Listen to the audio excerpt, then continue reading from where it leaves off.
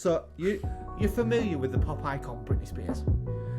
I've had her name mentioned in passing. So you know the song Work Bitch? Yeah.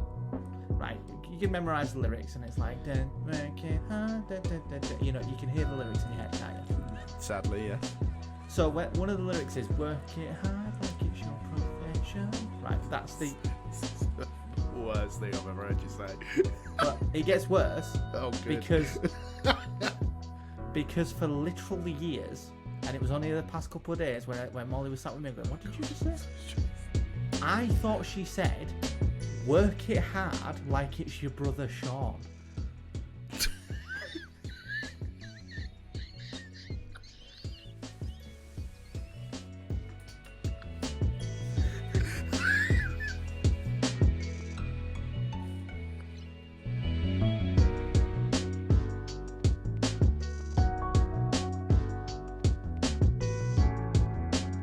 Hello from the other side. Oh, Christ. And welcome to Code and Colour. What was that? We are a chat show and we talk all things animation, digital drawing, and video games. I am your delectable host, Josh, the voice of an angel, and I'll be with you today with my co-host. And I, regrettably, have been demoted to the co-host today, and I'm Tyler. How you doing, mate? I'm doing alright. Do you know how long I've been like thinking? Because you said, "Oh, you're gonna do the intro this week," and I was like I was like driving down the road, going, "Should I do like a Black Betty? Should I do like all these different versions of it?" I was like, "I'm gonna go with Adele." That's what I'm gonna go with. Oh, you pre-planned that? Yeah. Oh, crap. That's even worse. That's actually worse. It looks like controlled. It looks like chaos when I'm walking around, but it's all planned. It's all part of the plan. Right. Yeah. Feel you. Of course it is. I can see you clearly got too much time on your hands.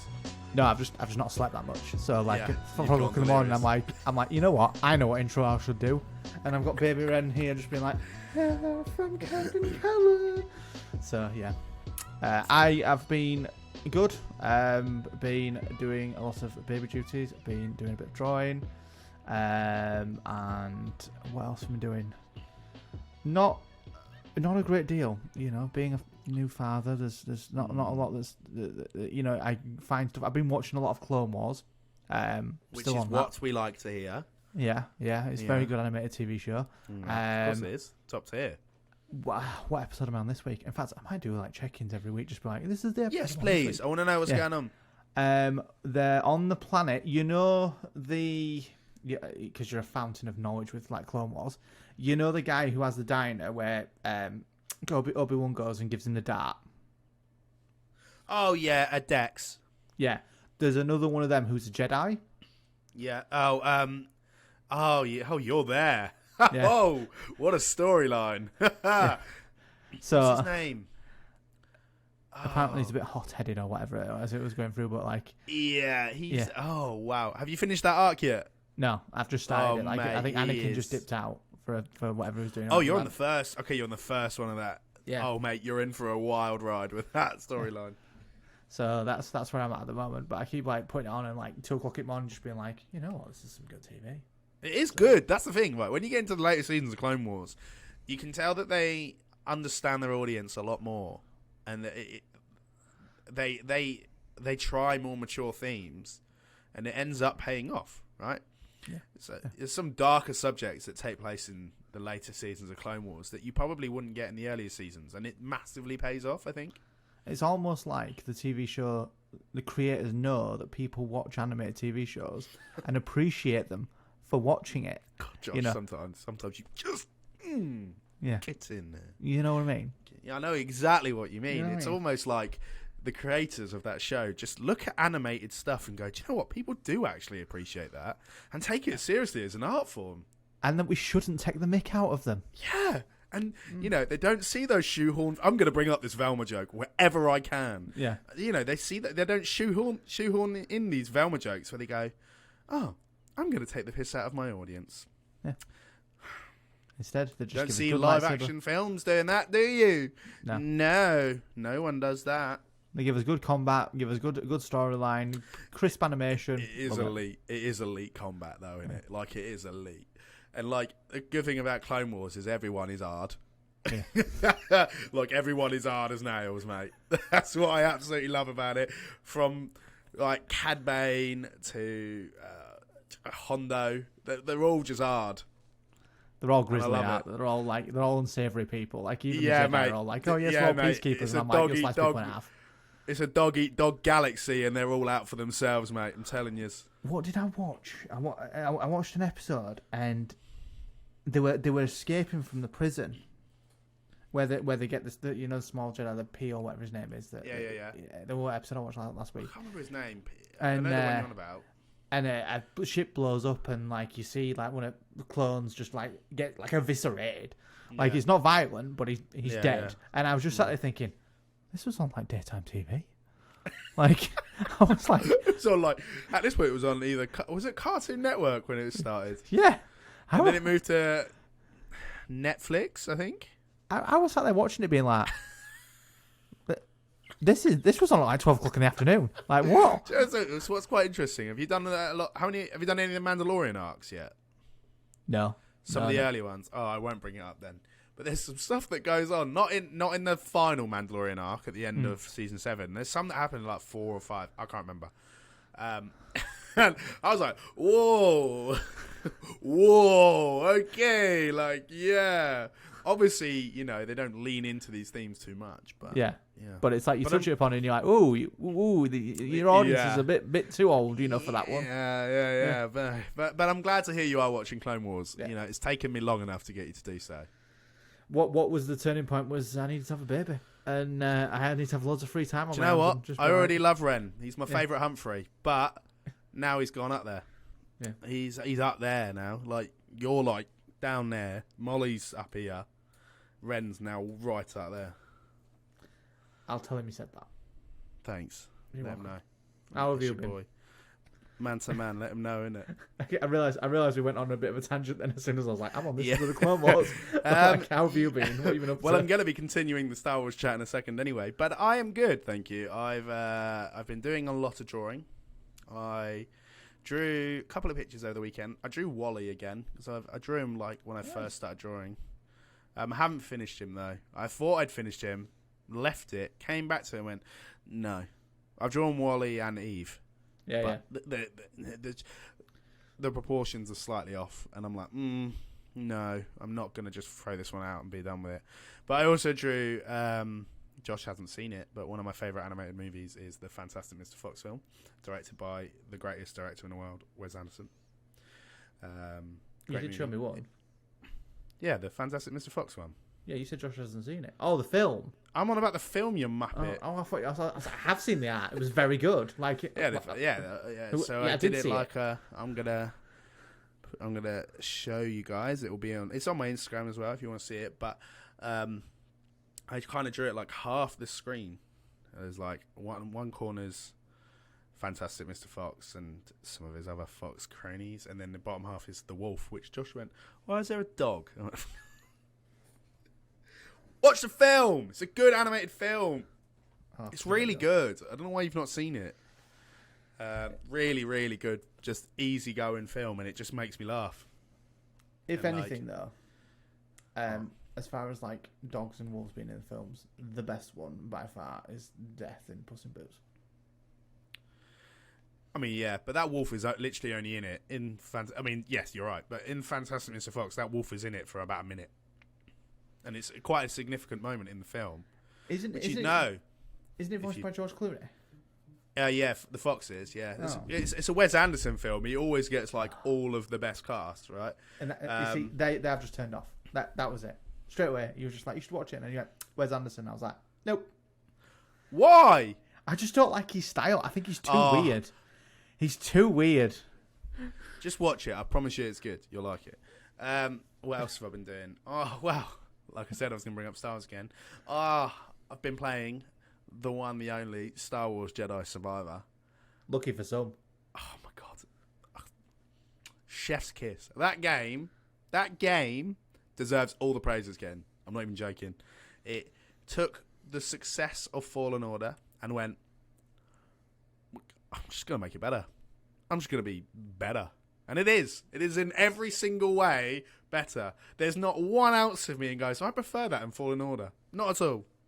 The planets look a lot better. The fighting's a lot better. The fact that you get more stances in this one makes it much more interesting. The characters and the way they interact is so much more interesting. There's more freedom in Jedi Survivor. It's just fantastic. What stance did you go with? You get to use 2 at a time. There's 5 now. I use the dual wield lightsabers, obviously, and the blaster and lightsaber combo. Oh, so I also really like the melee side of that one. Yeah. No, I don't like, because I'm not a heavy fighter. I've never been a heavy fighter in a game. It's just not my thing. It's too slow, and when the enemies move really fast, like especially if you come up against a bounty hunter, because they kind of did it lightly in Survivor, but in this one, bounty hunters do follow you around the galaxy, and like they will track you down, and the more you kill, the more frequently you see them, and the more harder they get. Really? Which is such a cool little feature, I think. So they kind of rank. They're like ranked. And there's one that I thought the other day, I'm not even joking. Oh, by the way, it's the most Souls game ever, Star Wars game ever as well. It's so hard. This one is such a harder game. But, there's one fight, legitimately, I died 4 times. She was just so hard, and if you're using that crossguard lightsaber, by the time you've swung it, she probably shot you 4 times. So, it is good, and I like that you've got to think about it, and it's kind of like, damn, I wish I had that stance. And obviously, you can't change your stance halfway through. Like, you have your 2, but if you want to change it out and swap it, you've got to be at a meditation point. Yeah, which I think that seems like a backstep for me. Like, I think you should you're a fully fledged Jedi. I want to say Knight Master. You should be able to transition between all 3, like Ghost of Tsushima. You can pick a stance for an enemy that you fight. Yeah, but it is a challenging game, right? I think that's the point. Like, it's very story driven, but I think the success of this Star Wars game is it's very hard. Like, and you have to really think about it. Whilst I agree with the Ghost of Tsushima thing, I think it's quite interesting that you got to kind of think, right, do I need to swap out a stance in preparation? Will I need... Yeah. If I'm being truthfully honest, the blaster combo and the dual wield is perfect, because the dual wield is fast, and the blaster combo, the lightsaber strikes hard enough on its own that you can deal a lot of damage, and obviously the blaster's good as well. The blaster's solidly... Yeah. And it does like a charge shot as well, so it's decent. You can take out the stormtroopers quite well, especially if you haven't got any force available. So obviously you've got to let your force rebuild, but you've also got to let your blaster rebuild. And the only way to do that is striking with your lightsaber. So it's good, but you've got a lot to think about. But yeah, I could not recommend it enough. Like, if it was my turn to do a CNC recommendation and no one had heard of this game, it would be my recommendation for the week. But I think... the success of the game speaks for itself, really. So that is how I've been this week. Nice. I'm doing great. So this week we are going to be looking into... Wow, Josh, what are we going to be looking into? So we're going to have a little discussion about the state of Xbox and Redfall, or how Tyler likes to put it. Ooh. Deadfall. There we go. And no, it's Redfall. Never mind. Yeah, wait, that's what I said. What? No, and then afterwards, we're going to talk about. Obviously, we do a lot of drawing, and we want to talk about a few of the people and things that sort of inspire us, and people you should check out, and see, if we can be some sort of like gateway to you becoming an artist, then great. Let me inspire you. Yeah. Not Josh. Yeah. Yeah. Sorry, Josh. One of them two. You're so terrible. But yeah, and that's what we would. That's what we're going to be talking about today. Sweet. Let's get into it. Yep. So, Xbox. I know we talked about console wars last week, quite in depth as well, but a lot of stuff has come to light since our last episode. So I think it's interesting to talk about it. And I think before we get into it, there was a tweet that kind of sparked this conversation to Josh. We've spoken about it quite a lot, but someone tweeted saying, if Redfall is as bad as it looks to be, and Starfield later this year ends up being a mess, I think it's time for Phil Spencer to step down.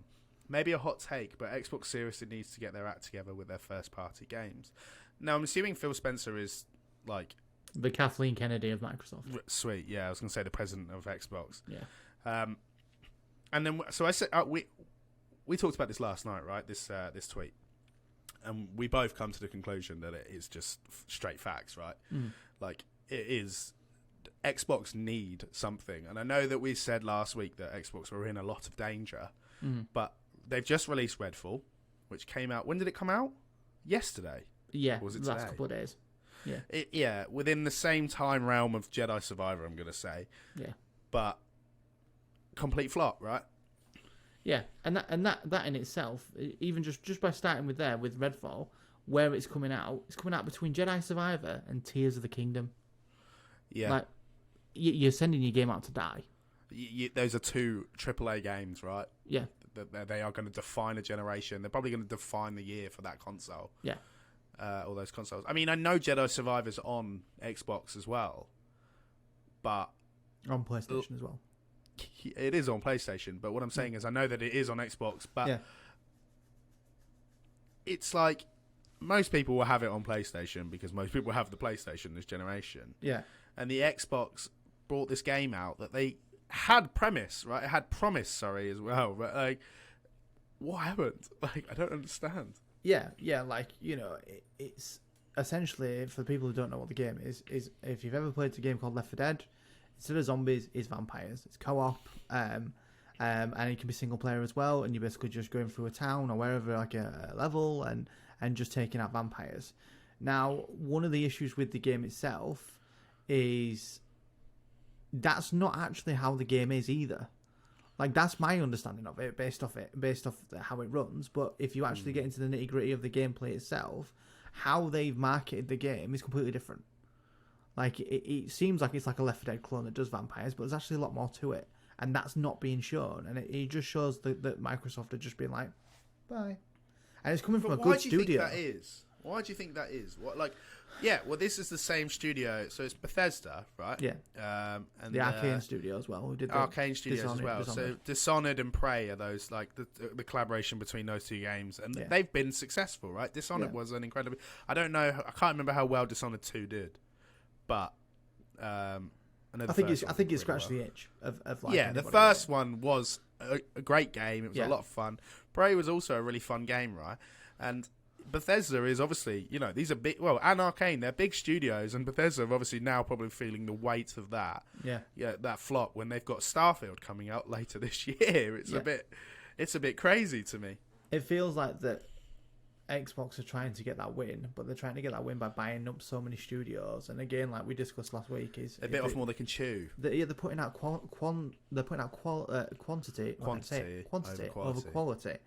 And it's starting to hit, like, and it's becoming a real thing. Like, I get you're enjoying Jedi Survivor, and I wish I was, but I own a PC, and it's kind of going through the ringer at the moment. And I think there's a discussion to be had about. I'm pretty sure a patch just came out for Jedi Survivor today. Well, hopefully, if it works, I might have to jump on and get it. But it's one of those things, like these AAA games that the studios are putting out that just not up to spec. And to be fair, I think it says a lot though for any game.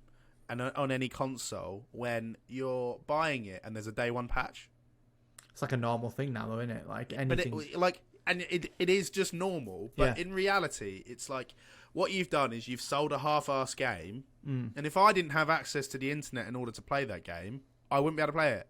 Yeah, because there's a patch that I need to install and download.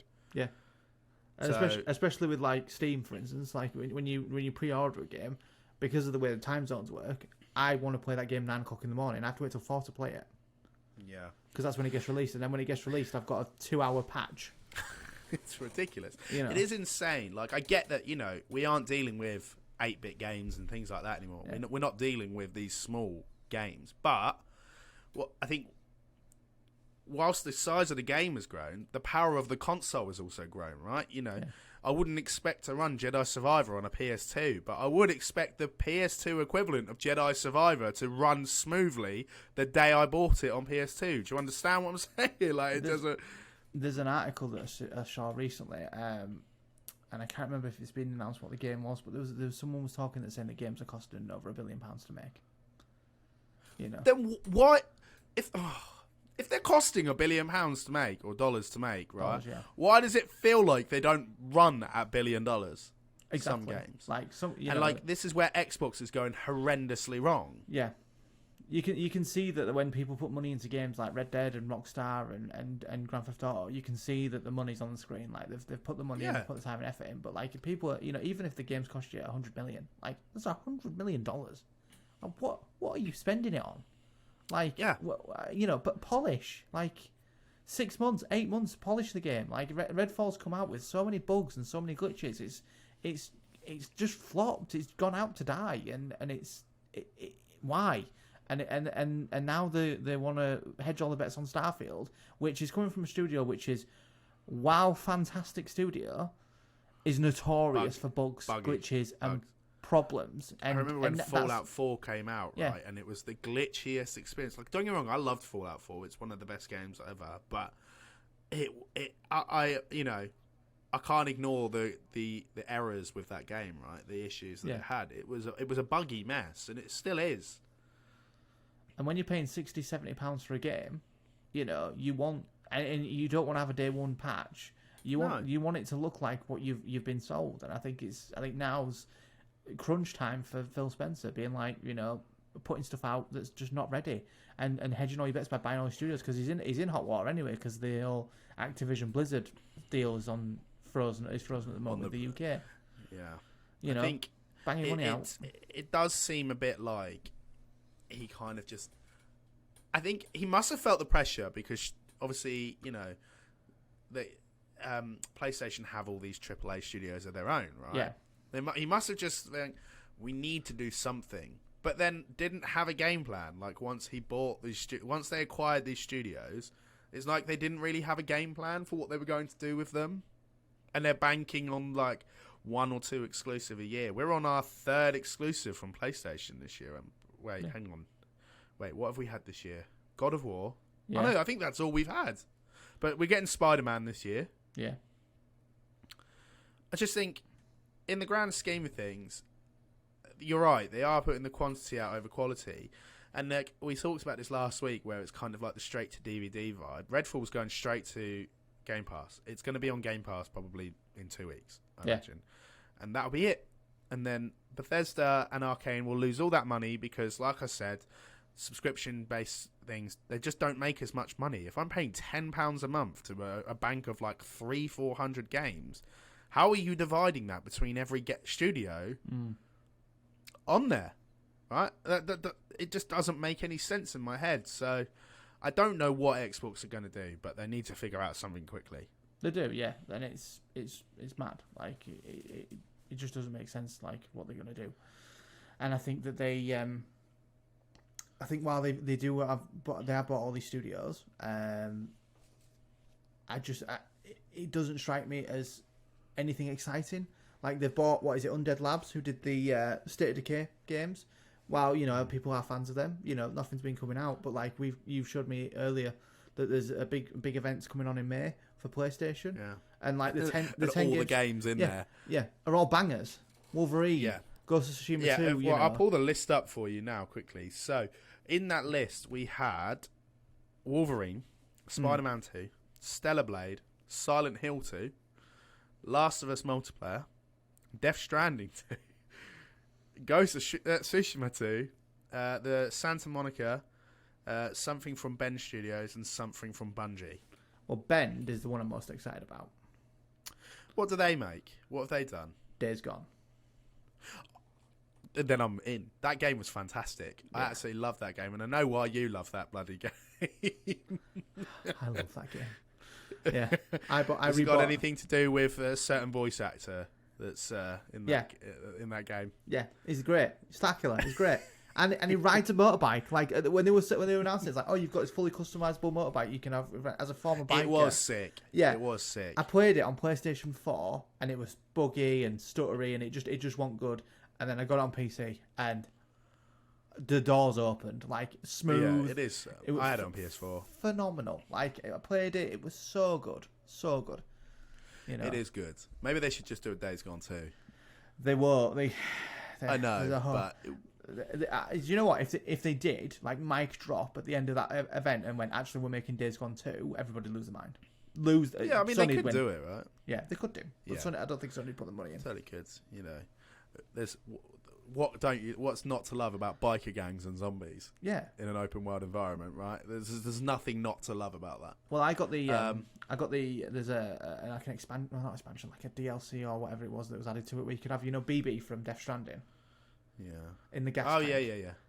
yeah. So your gas tank could be one of the BBs. Like you're driving around, and you can see the baby floating around as you were riding around on motorbike, and I was like, it's just great, it's just good stuff. And then I get off and clap some zombies. Sold. I don't think it will be a Days Gone 2, by the way, because it does say here that it's going to be a new IP. Yeah. And it says that for the Santa Monica studios and Bend and the Bungie. So we ain't getting a Destiny 3. I wonder what Santa Monica's doing then, because they got a war. I wonder what they're working on. You just know. Great though. Honestly, from those three alone, right, without even having the other like confirmed things, right, those three studios alone just make absolute bangers, right? Absolute bangers. Well, Xbox, like, look at what's happened to PlayStation in the last 10 years, right? Look what's happened to them and the success that they've had. They've had nothing but W's the entire time, right? It's just been win after win. Every exclusive that's ever come out for them, I would say, there isn't one that isn't a banger. Spider-Man, The Last of Us, Horizon, Ghosts, God of War, they're all absolute bangers, right? They're absolutely amazing. Days Gone is another fantastic game. Oh, God. And they've got Bungie, who obviously have made Destiny, and they actually made Halo, which I think is quite funny. And now they're owned by Sony. It's like, come on! Yeah, they'll make something that'll be absolutely phenomenal. But I think there's a few games on there, like Spider-Man 2. I love the Spider-Man game. I don't want to praise it anymore. I know it's going to be good. Oh, it's gonna be a win. But the one I'm very excited for is Wolverine. Because Hulk will be in it. I'm interested to see how the dynamic for that game will work. I get the feeling it's going to be like Grand Theft. Right. I just think it's going to be like Grand Theft in the middle of like rural America somewhere. And you're just the Wolverine. Because like in the trailer, he's in a bar. Like he looks like he's in a bit of a backwater bar, doesn't he? I think it's going to be a bit Logan-esque. Yeah, I think he'll be able to move around. And like he'll have like his motorbike or something he can go around on, you can it could literally take the map from Days Gone and be like, right, let's put Wolverine in here and just have random like encounters with mutants. The top part of Los Santos where it's all just sort of rural America, like just take that big trees and stuff and like big like get some country music on the radio and I'll be happy as Larry, mate. Yeah. And it's supposed to be quite violent as well, which is I'm just there for. Like I like when the things swing. You know, like I haven't played the Jedi Survivor yet, but the fact that they have added dismemberment to it when they didn't have it in the first game, it's so good as well. It's just cool. It's the thing. It's the weapon that cuts anything, and your stormtrooper doesn't lose a limb in the first game was such an oversight. So I think the main takeaway from this, before we get into the main subject of today, is Phil, piss off. Just piss off, right? You buggered up with Xbox. Like, I don't see them coming back this generation. If Starfield is a success, fine, but it's going to be a fleeting success, and people will move on rather quickly. Yeah. And then it won't be long before the big giants, Nintendo and Sony, come out with something that's going to absolutely just fold Xbox completely. Yeah. Any final thoughts on that? No, yeah, I think Phil needs to sort it out. Or just piss off. Well, like Star Wars, give Kathleen Kennedy the benefit of the doubt. You know, get rid of her or No, do better. Kathleen has Dave Filoni doing everything for her. She's just she just sees the dollar signs. But anyway, that's that. Well, Phil Spencer's seeing the dollar signs at the moment, and he just needs to sort it out. And What dollar signs? There are no dollar signs. Well, he's clearly making money in some capacity, so because they're still going strong and they're still being able to buy. How much is the Activision Blizzard deal? Like $7 billion? Some daft. Yeah, but it hasn't gone through yet. No, but like they've obviously got the cash and the capital to put behind it, so something's making. Yes, because profit it's somewhere. Microsoft. Yeah, but You know, they're banking on the fact that the people still buy PCs and buy Microsoft Office. That's where they're getting their money from. They're not making any money from their studios. Their games are folding. I think they're trying to make Xboxes more like PCs, and they should sort of like make them as games consoles and make them accessible, and then put games on there that people want to play.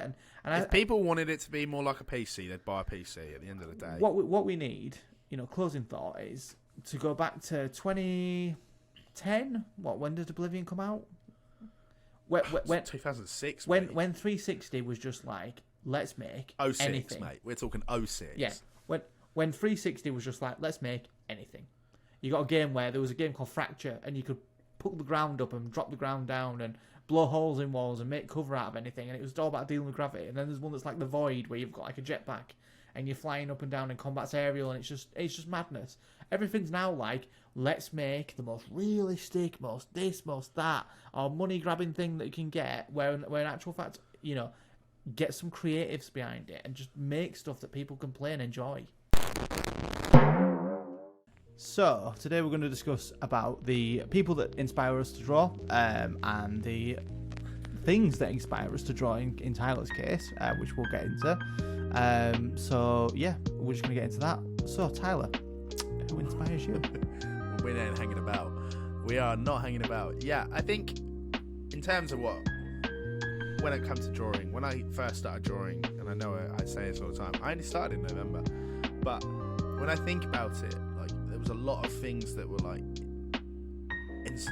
intrigued me by drawing. I just kept looking at artwork in a way that was like, I want to do that, and I want to be able to recreate those things. And I thought to myself as well, like, damn, I'll never be able to do that. And the only actual limitation, it's going to be so deep, but the only limitation really was me, I guess. I was my own limitation there. In my head, I was like, I can't draw, so I never will. And then I just thought, well, if I don't ever draw, I'll never animate. So I need to do it.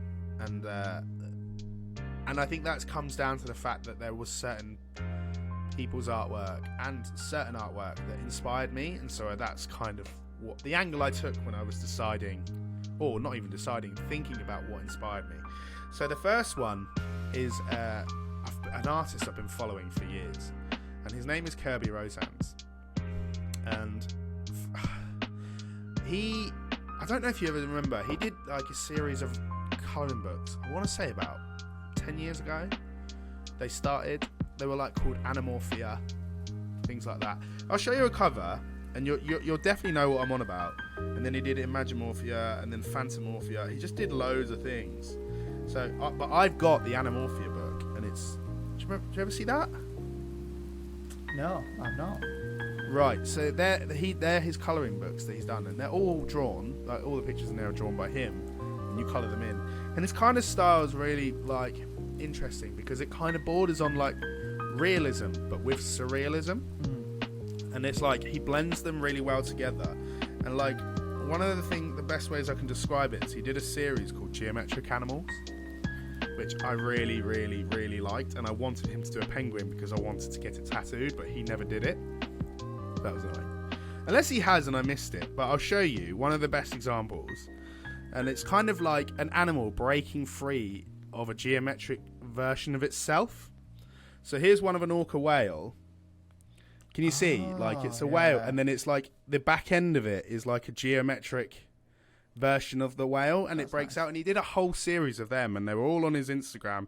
There you go. There's a lion there with the same thing, and it's just really like fantastic artwork. And I really liked the contrast between those two things, like the realism and the surrealism.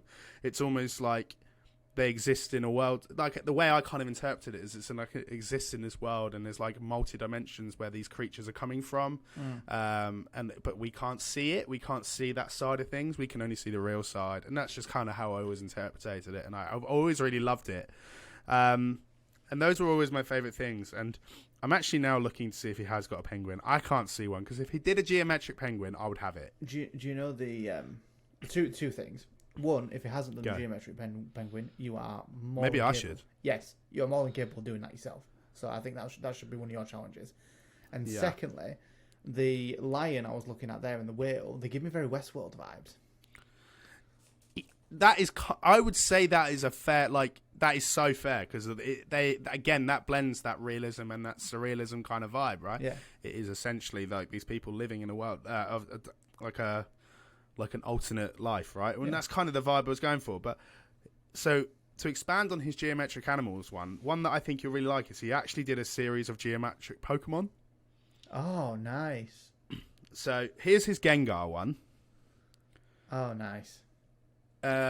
He also did there's Ninetales, which I think is really cool. And then he obviously did Pikachu. Oh, of course you do, yeah. And there's just a few others that he did as well. And I just always thought he was really good. And just I've been into him for about a good 10 years.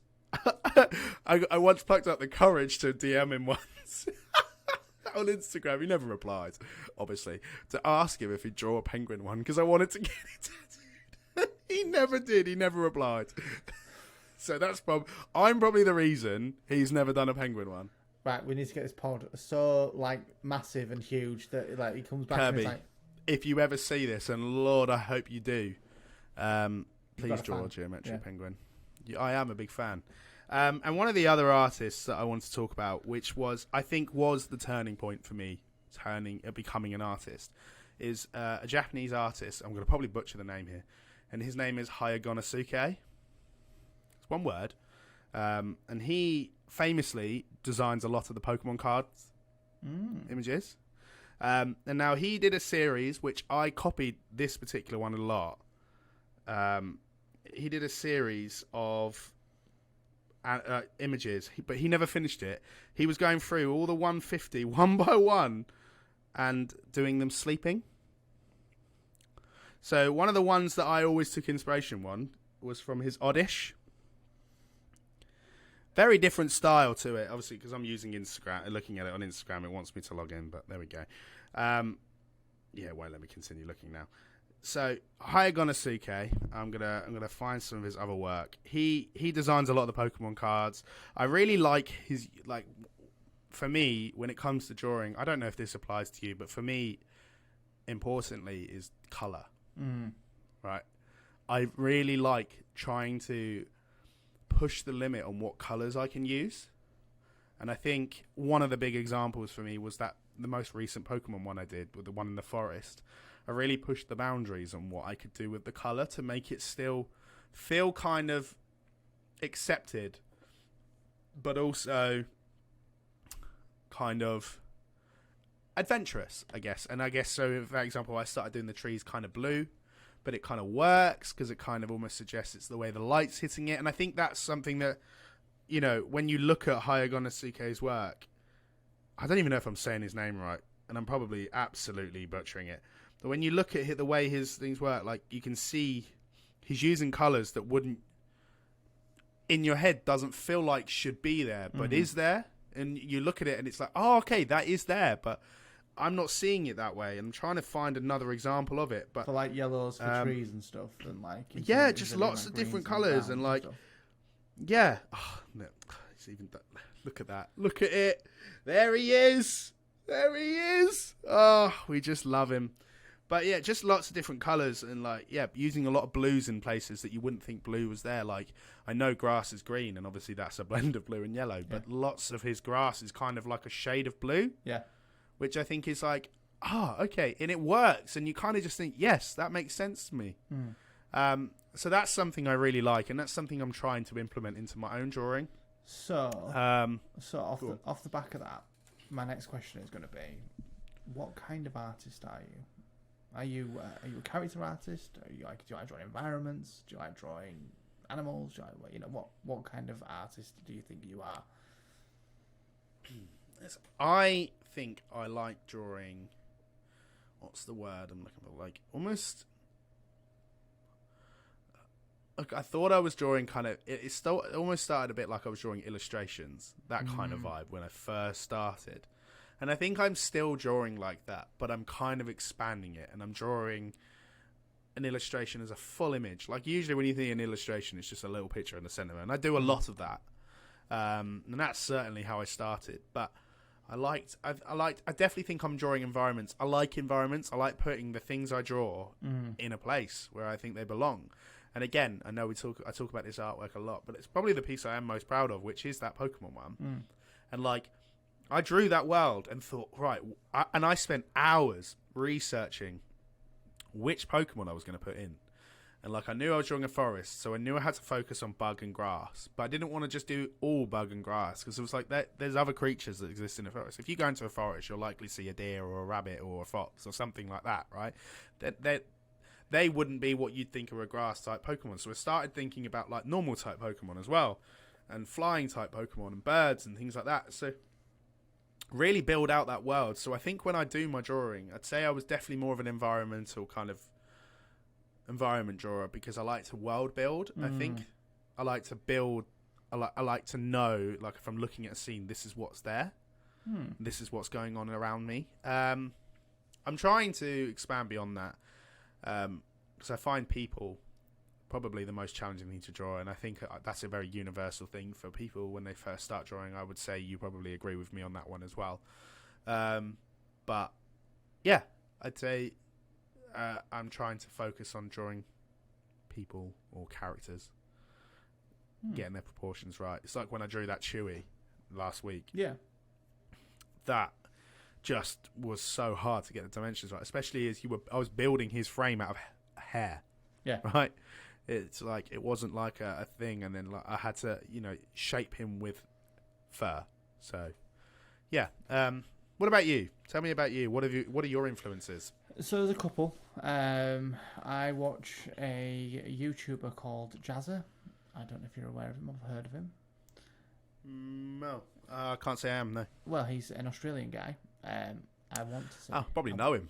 I want to say he's Australian. He's definitely Australian. Yeah. Yes, he's Australian. Does he talk like this? He does, but I didn't want to be like, oh, he's Australian and he's from New Zealand, but I'm 90% sure he's from Australia.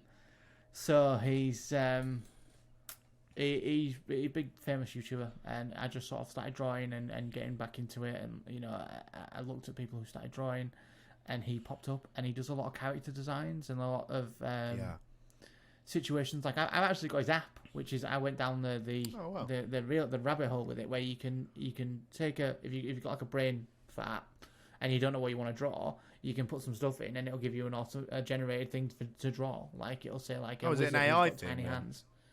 Yeah, it's like a spin the wheel kind of thing, but it's loaded with different sort of situations, like Egyptian or a swamp or this or that, and it just gives you like an idea generator that you can use and click and go, right, I'm gonna go draw this.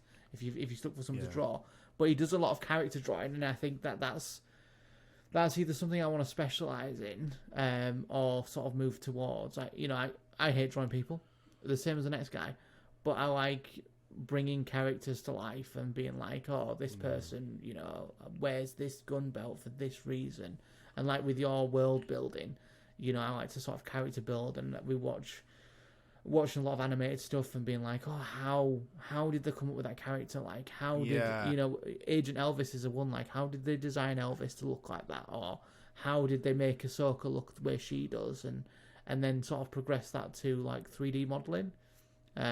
Yeah, I must admit that's something I fall flat on, I think. In what sense? So, because I obviously, the purpose of me animating is to be... Sorry, the purpose of me drawing is to be get into animation. Yeah. And specifically for an animated show that I've written that I'd love to make, because it's a passion project of mine, right? But I know how the characters look in my head. But I think I've always tried to draw that, but they don't turn out as well. And I think you're right. Like, there's details of them missing. In my head, they look right, and I'm like, they don't need too much detail. But I'm like, oh, maybe they do. Maybe they need a lot more detail, because I think they just fall flat if they just don't look like there's a lot going on with them. I think animated characters, one of the things is you've got to give them something that goes, okay, that's that character, right? I instantly recognize that is that character. Yeah. So that's something I think I agree. I need to get more comfortable with. Another one of my inspirations is a guy called Robert Marzullo. I bought his book, and it was about doing like dimensions of people, and he did a lot of superheroes. Big superhero fan, as we're well aware. So like learning how to. You got anything on you to prove that? Or? I'm just tattooed on. Oh wow, it's all those superheroes on your arm. Look at that. Yeah. So like I like superheroes, and I like how to like like Wonder Woman, for instance, here, how the proportions are done and how everything's put together. Like it shows you like from step by step. This is how you'd put a head here, how far the eyes go apart, and then like adding capes and gauntlets and giving them dynamic poses, and that's how I sort of like I went feet first in, and I've been drawing and learning his sort of styles and stuff, and trying to sort of make it my own. But you're right, like for me, I have the characters in my head that like I wish I could draw that, and I can see other people drawing it, and it does deflate you sometimes. But I think that's interesting that you found. Why do you feel deflated by that? I just feel like that it's not as good as what it should be, and I put a lot of pressure on myself, but the caveat to that is we both do something that's a base off art. So you want to do your animation, and I want to do my game development, but I get way more like serotonin from my art than I ever have with my game stuff. Like I get also there. Agree. Making a guy walk took me 3 days to do. I've literally, and I showed Tyler this before. I drew this in the half an hour I was waiting for Tyler to come today. It's cool as well. It's really cool. And the reason why I drew it is because I took the leap and I bought a Pokemon game, and I drew that. Let me just bring that closer so it's a bit coloured. Yeah, put it as close as you can. Look at that. That's pretty sick, man. I drew that. Like, I really like it. Yeah, I drew that. And like, I know Voltorb is like, he's just a ball, but you've captured it so well. Like his eyes look sick. I drew it, and I was like, you know what? I've just spent 30 minutes on that, and I've spent days on stuff with Unreal Engine and coding, and the man's moved forward, and I've just been like, great, now he's moving forward. What's the next surmountable problem? Whereas when I'm drawing, it's just like I can rub that out and I can just fix that. Yeah.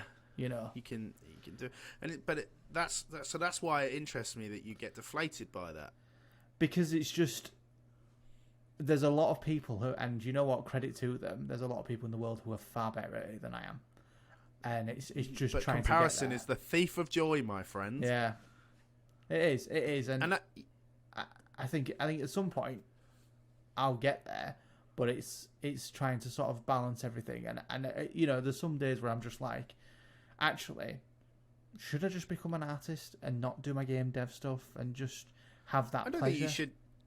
I do know what you mean. I know exactly what you mean. And I think I keep going to myself, come on, Tyler, do it. Do the animating. Like, start doing the animating. But then I think to myself, I'm like, I feel like I'm so new to this drawing journey that I'm on, that I'm like, I want to see what I can do. I want to push myself. I want to see what I can achieve. And I'm drawing things now that when I started drawing, I didn't think I'd ever be able to do. Yeah. Right? And I'm pulling off artwork that I'm like, fantastic. A year ago, I wouldn't have even thought of drawing it. Like I was in my head thinking, I'll never do it. And now I am doing it. And now I'm drawing things that I think, what? I would never have done that. Like, I just woke up one day and went, I'm going to draw 3 trainers. And they're going to look fantastic when I do it. And they do. Like, I'm not going to big myself up too much. I am, actually. They look fantastic. And I'm really pleased with how they turned out.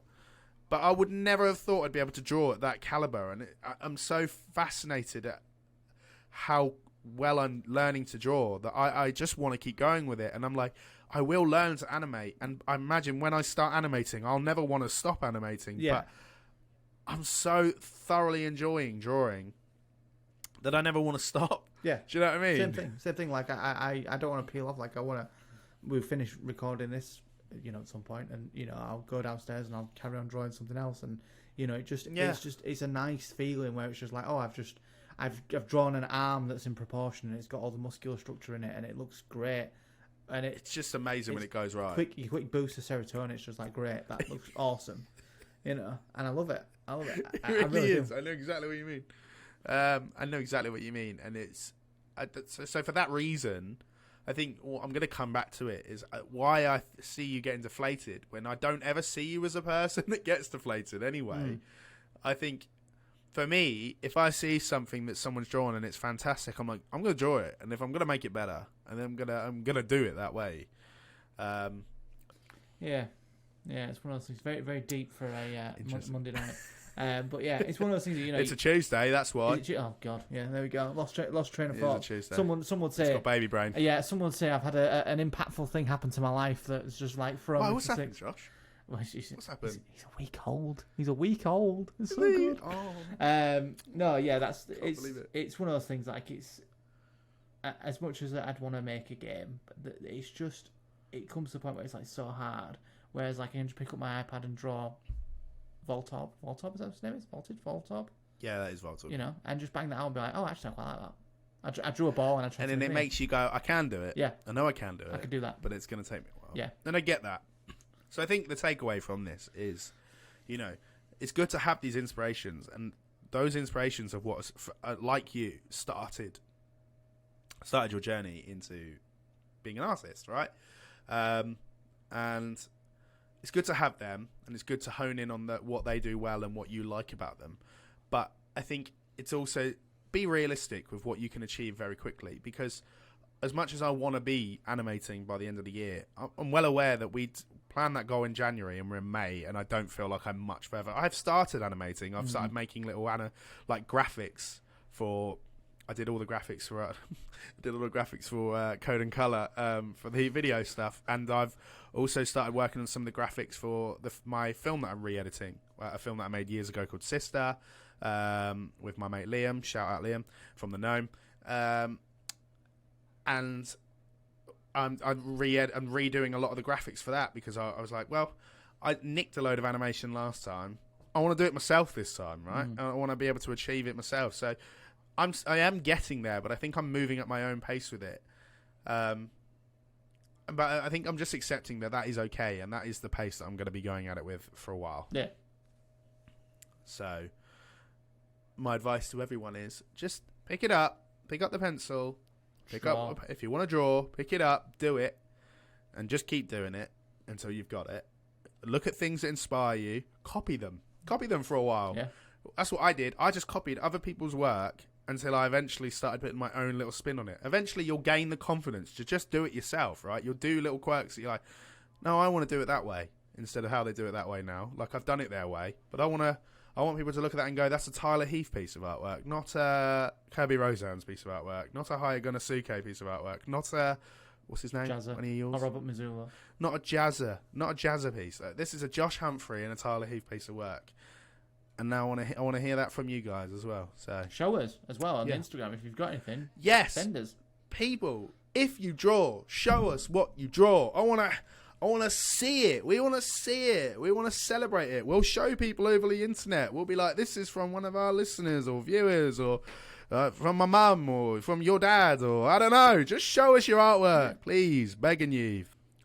CNC recommendation time, Josh. What have you got for us? So in the vein of the May the 4th and the second season of it coming out in a couple of days, my recommendation is Star Wars Visions. And yes, boy. What that is, for our people that don't know, is what happens when you hand the Star Wars property to creative digital artists and digital filmmakers, and you just get gold. And it's great, you've got different people coming in who are making different versions of Star Wars, making their own version of it, and that's what more studios should do, and more big properties should do. Hand the reins over to other people and see what you can come up with. And the second season's coming out on the 4th to celebrate May the 4th for Star Wars, and I'm ready for it, and I can't wait to watch every episode. Oh, mate, me too. It definitely, I'm always ready for animated Star Wars content at of any caliber. The first season was predominantly, it's anime.